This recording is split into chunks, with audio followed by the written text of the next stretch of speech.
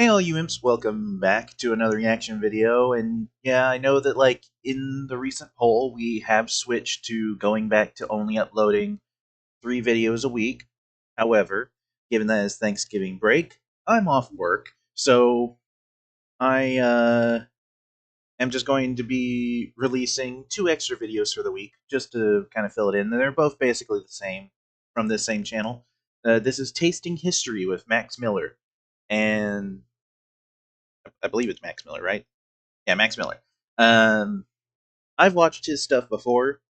I find it kind of relaxing, but yeah, I thought that this would just be like a nice festive thing. I'm gonna try and do some stuff for the gaming channel as well. Uh, but those will be like games that mostly involve food or something of the like. Uh, but yeah, this is the true story of the first Thanksgiving. Okay, in 3, 2, 1. For being one of the most famous meals in American history, we actually don't know all that much about what we now call the first Thanksgiving in 1621, especially when it comes to the food that they ate, though that's not going to stop me from trying to make something that might have been served. Sobaheg, a venison stew from the Wampanoag Nation. So thank you to Babbel for sponsoring this video as we cobble together the first Thanksgiving I'll be meal, honest, it this doesn't look time too on bad. Tasting History.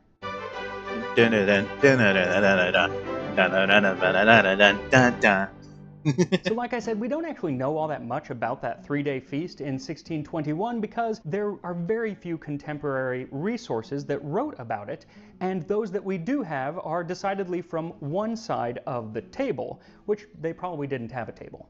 And much of what we think we know actually comes from stories written in the 1800s and even early 1900s to give an origin story to a relatively new holiday, because at the 1621 feast, they wouldn't have called it Thanksgiving. To the Pilgrims, a day of Thanksgiving was a day spent often fasting and silently in prayer, quite the opposite of what we do now. That said, Yeah. there was likely a three-day feast held at the Plymouth Plantation in 1621, and present were 53 pilgrims from England and nearly 100 men from the local Wampanoag Nation. Edward Winslow wrote, "Many of the Indians coming amongst us, and amongst the rest their greatest king Massasoit, with some 90 men, whom for 3 days we entertained and feasted. And they went out and killed 5 deer, which they brought to the plantation, and bestowed on our governor, and upon the captain and..." It's always weird seeing like this old world writing where you see like these words where it's like there's like an extra e at the end, or it's like it's said the same but it's spelled way different. others. Other than a previous mention of hunting birds, he doesn't mention any other foods that were served, nor how they were prepared. But as the Wampanoag brought 5 deer, we can assume that maybe they had some hand in how it was cooked. One traditional way would have been in a stew. Years later, other Algonquin languages called this sapahik, or sobaheg. And the theme of language really Cool. runs through this entire story, so it's very fitting that the sponsor... Okay, he's about to do the sponsor. I'm gonna skip ahead of that today's first before video I. is Babbel. Okay. Now what I was gonna say. uh, I don't usually do a whole lot of the cooking for Thanksgiving. That's usually up to like my mom and uh people like that handling it. Mostly my mother. But I do desserts kind of for Thanksgiving and Christmas, although it's mostly cookies. And my gosh, my family friggin' eats those up. Like, I remember the first time I wanted to bake cookies, like long, long ago. Like, I want to say this is like friggin' maybe all the way back in like 2016 or something. Maybe like all the way back then. I don't know, but like it was many years ago, and I just wanted to try to make cookies because beforehand I had never really baked anything. I was still learning how to cook stuff, and I didn't fully grasp cooking yet. I mean, I still am like pretty much a novice. I can cook. Yesterday, I cooked some red beans and rice. Of course, I used like a can of red beans and rice to like start it out, like get that initial like setup. But I see it kind of like the same as where it's like, oh, you use cream of chicken to start some chicken soup or something. Like you got the main thing here, but you got to add some extra stuff. So I was like, add some extra beans, put some more spices in there, add the sausage. Like, it was good. Ate some of it.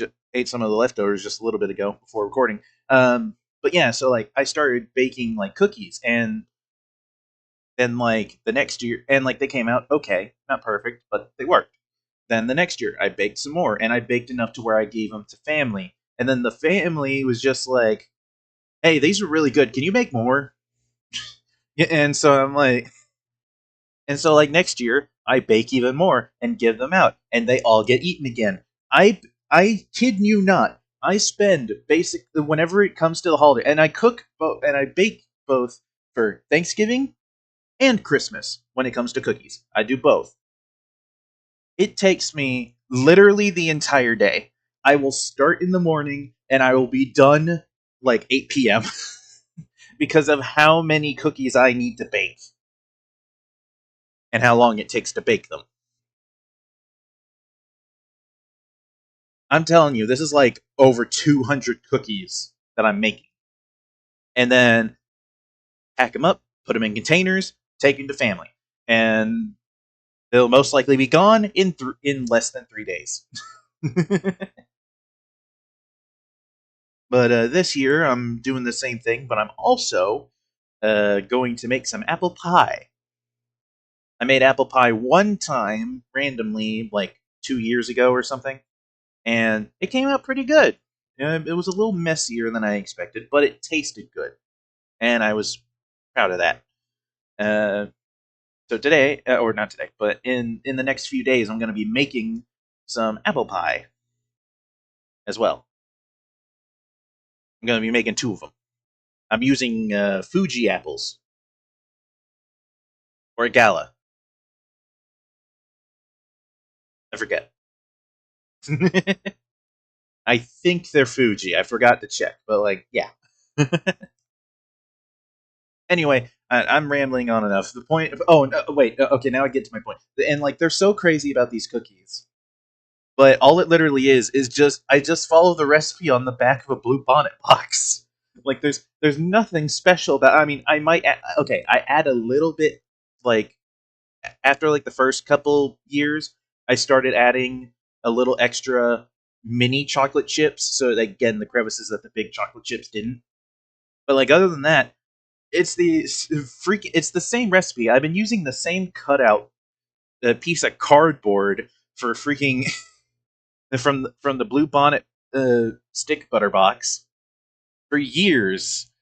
It is caked in freaking old cookie batter and dust and butter. Like, it is just, honestly, it's kind of disgusting, but I keep using it because it just sits in the corner. It literally just sits in the corner of the kitchen all year, just behind the freaking just behind the sugar container or whatever the heck you call it. Like, like the little containers where it's like, all right, this one's flour, this one's sugar, this one's salt or something.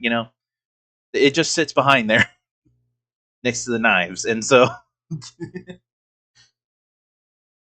and it's just waiting for me to use it again. But okay, back to the video. I've rambled on long enough. This recipe, what you'll need is 1 to 2 pounds or a half kilogram of venison, a half pound or 225 grams I'm of not dried crazy beef, a half about pound deer or meat. 225 grams of... Like, I've eaten deer meat. I'm not crazy about it. I do, like, when it comes to regular deer meat, I don't care for it. I do really like deer sausage, though. I think deer works really good as sausage.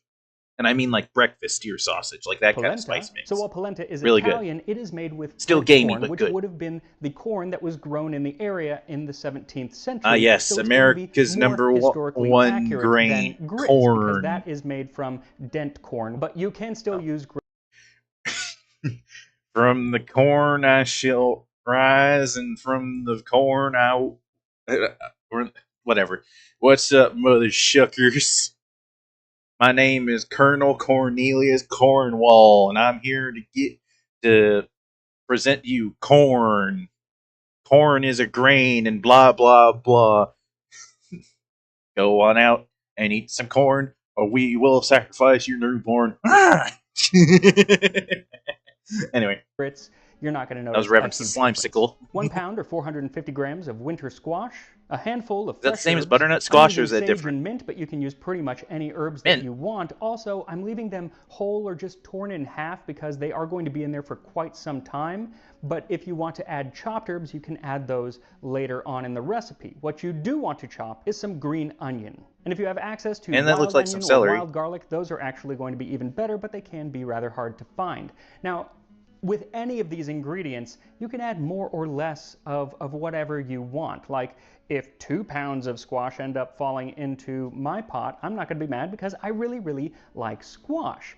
The I'm one not a thing big you fan of do squash, want to but I start don't with think I've a tried small many amount types of of is squash. clam juice. Go with about 1/4 cup or 60 milliliters to start. This is basically going to be the salt of the dish and was a popular and still is a popular ingredient in that part of the US, mostly now for clam chowder, but it was used in a lot of things earlier on, and it does add kind of a brininess, but it can very quickly become overpowering. So start off with 1/4 cup, you can add more later on.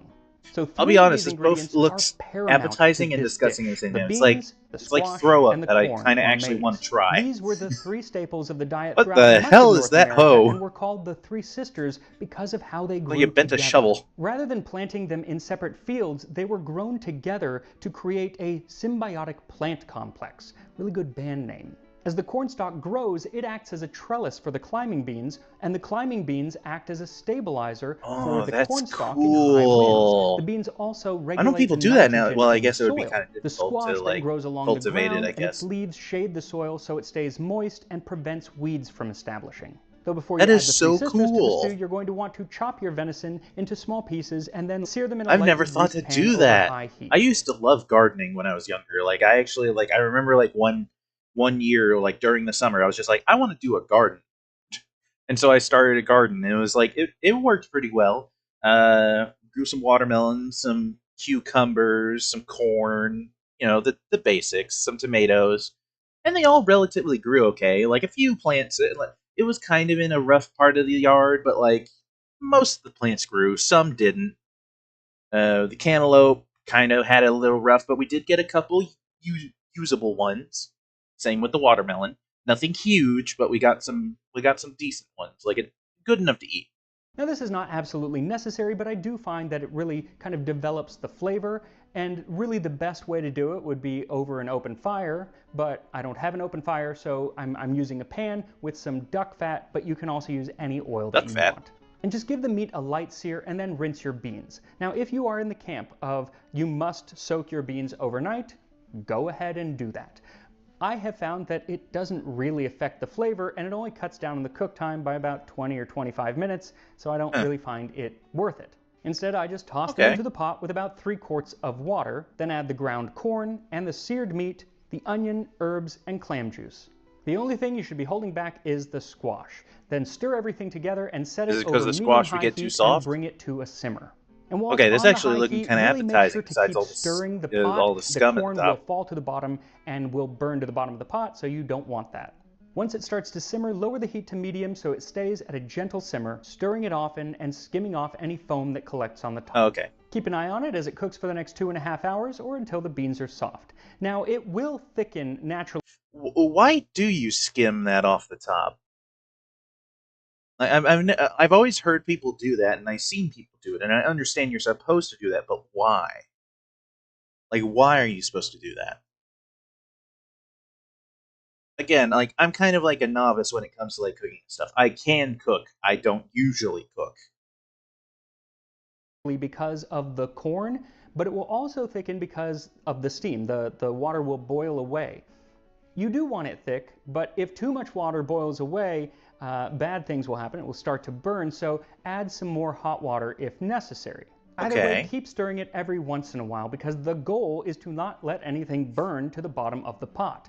A goal which I did not achieve, so avenge me while I tell you about some of the food at that first You'd be like, Thanksgiving. yeah, I fucked up, so dang it.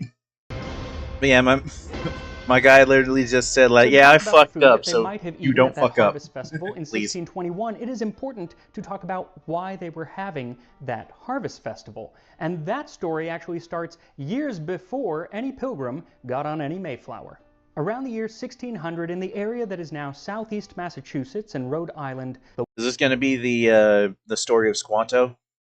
Wampanoag Nation flourished. Wampanoag meaning people of the first light, as they extended all the way to the eastern coast, allowing them to see the sun's first rays. One of the many tribes that made up the nation was the Patuxet tribe, to which Tesquantum, later known as Squanto, belonged. Now, they had been in contact with Europeans for the better part of a century, during which time things had been relatively peaceful, namely because there were a lot of people living in the area, and so the Europeans could just trade and then pretty much had to get back on their boats and leave.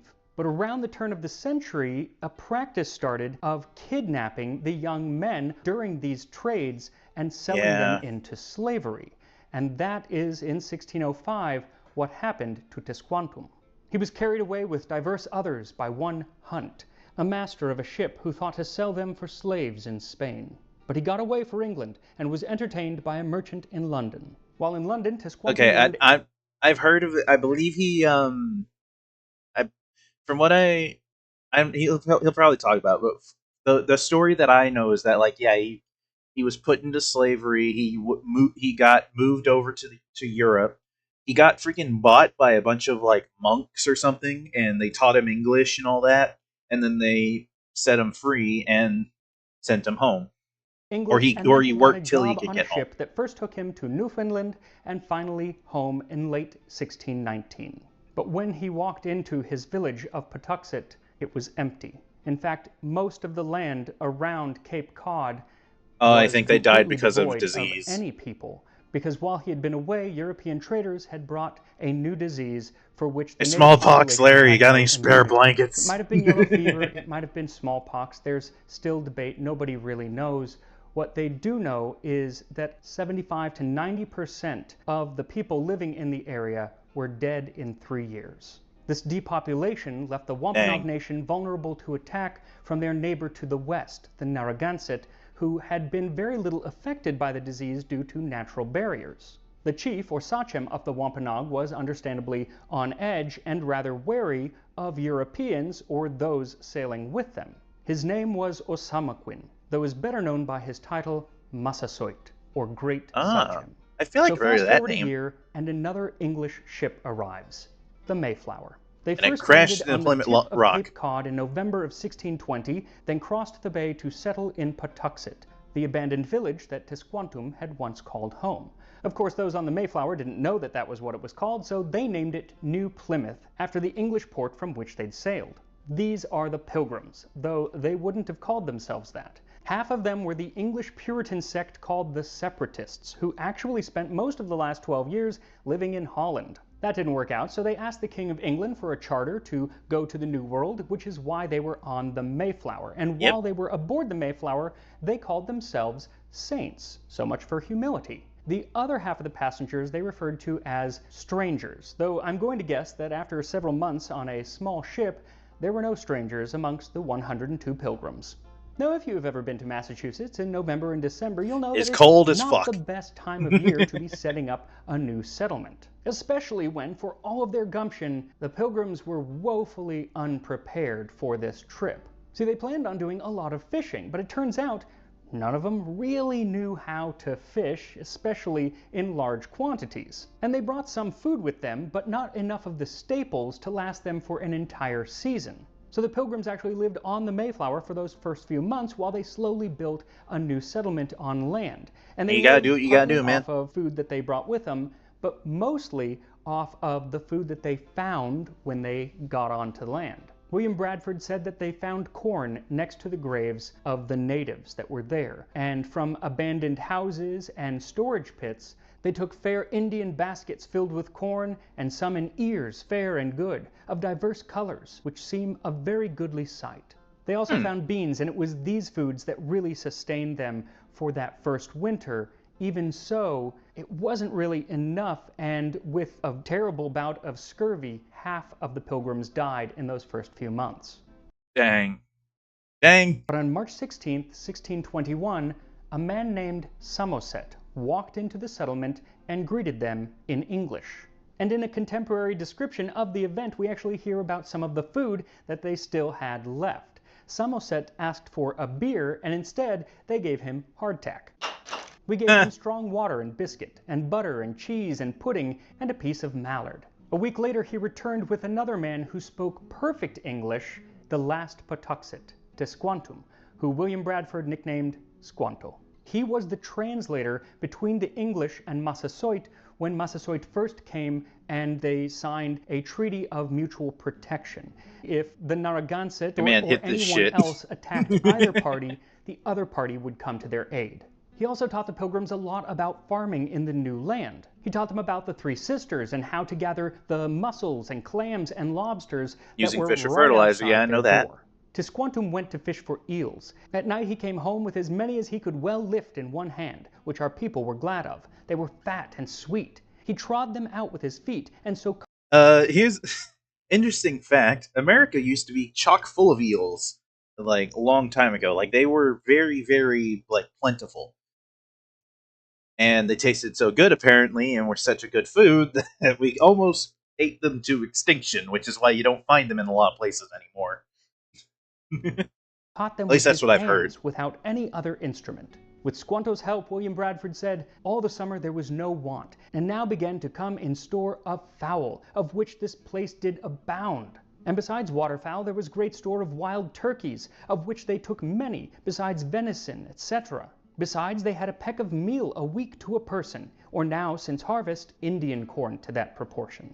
Other foods they wrote of included great stores of fruit. There was likewise walnuts, chestnuts, small nuts, and plums, roots and herbs. Wonder if any no of them place were hath more gooseberries and pecans. strawberries nor better, and great flocks of turkey, quails, pigeons, and partridges. Many great lakes abounding with fish, fowl, beavers, and otters. The barley and Or wheat pecans. which the It depends Pilgrims had brought with them and on where you're at, expected how to much be they their main are, and food all that. source, There's a as it whole, had like, in rule set England, to it. It's weird. failed to thrive. But with Squanto's help, they found new crops that did thrive. And sometime between September and November of 1621, our harvest being gotten in, our governor sent 4 men on fowling. That so we might after a special manner rejoice together, after we had gathered the fruits of our labors. They 4 in one day killed as much fowl as with a little help beside served the company almost a week. At which time, amongst other recreations, we exercised our arms. That is, they fired off their guns, and that line has been the source of speculation for years, because the next line is when Massasoit and his 90 warriors... Great. Freaking. It's currently it's storming right now, so, like, internet's being a little wonky. Yeah. Okay, we got it going again. The rain is coming down hard outside, but I think we can make it through the video. for years, because the next line is when Massasoit and his 90 warriors arrive. But there's no explanation of why they arrive. Was it because they heard the gunfire? And if so, was it because they thought that the Pilgrims were coming to attack them? Or were they going to honor their treaty of protection, thinking that someone else might be attacking the Pilgrims? Who knows? Because the next thing that they mention is that they go get 5 deer and for the next 3 days eat and play games together. That was the first Thanksgiving, even if they wouldn't have called it that. Now within just a few weeks of this feast, more English arrive. There was also conflict between Squanto and Massasoit. But amazingly, while there was plenty of conflict between the other Puritans coming over and many of the other tribes in the area, the treaty between the Pilgrims and the Wampanoag actually lasted for 50 years. Basically, the entire life of those who were there. It was the next generation where things fell apart. And in the 1670s, in a conflict called King Philip's War, the Wampanoag Nation was all but wiped out, and basically anyone that was left was sold into slavery. Now it's easy to think about that short period of time around the first Thanksgiving. Well, I mean, you also got to think about it. Like, back in those days, 50 years was a long time, man. I'm pretty sure, like, the average age back then was, like, 30 or something. So, like, it almost 2 generations worth. And everything on the surface seems to be going so well. But I think when you're enjoying your Thanksgiving this year, it's just as important to remember the years before, the circumstances that led Squanto to being able to speak English, and the land was devoid There's of some people good and for the there's some pilgrims to bad, set up and, on, as well well, as the years afterward, from we're all which many American. have still Well, yet to all the recover, which is why, you know as what I part mean. of my In terms of like the people who celebrate the holiday. Although I'm pretty sure Canada has a Thanksgiving, but it's like a week before ours or something. I don't know.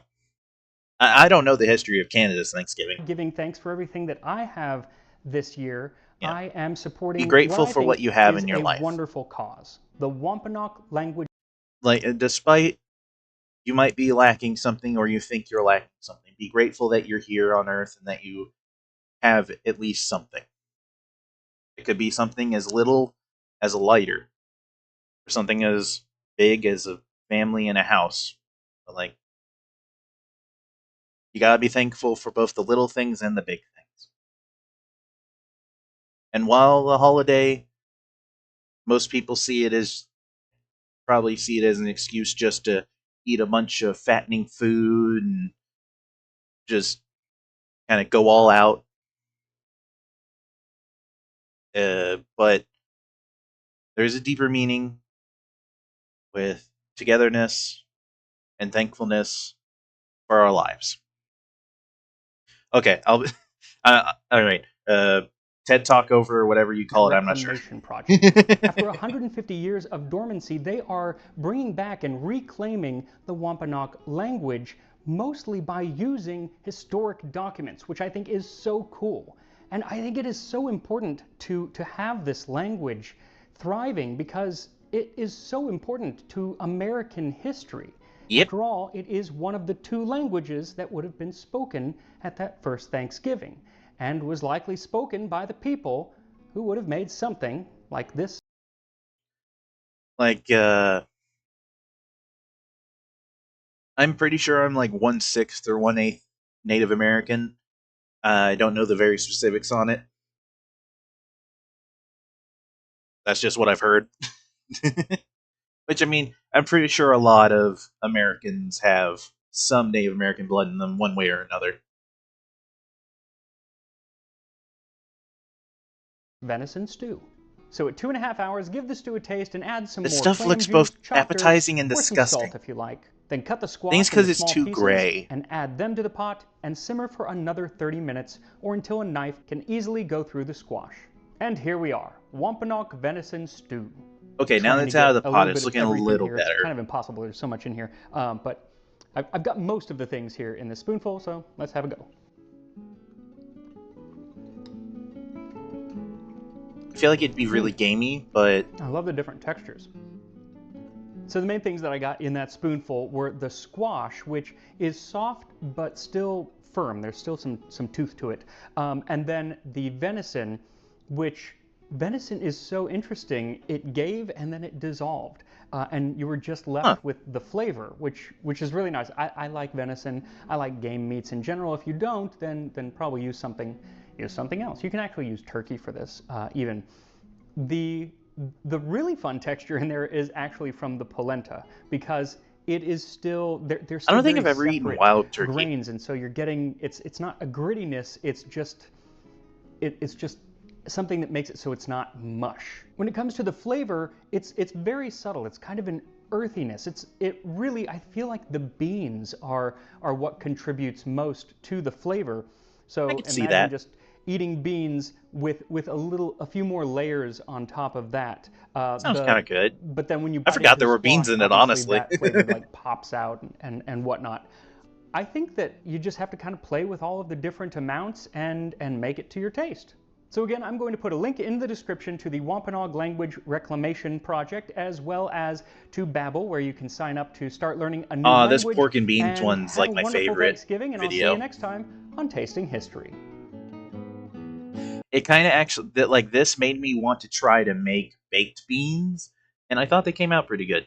I used a little too much sauce though, like I made it a little too strong, but otherwise it was really good. I used black beans because I do not like navy beans. But yeah, I hope you imps enjoyed. Like, comment, subscribe, all that good stuff. Check out the gaming channel, and I will see you imps in the next video. Bye! Alright, you imps, fall in line.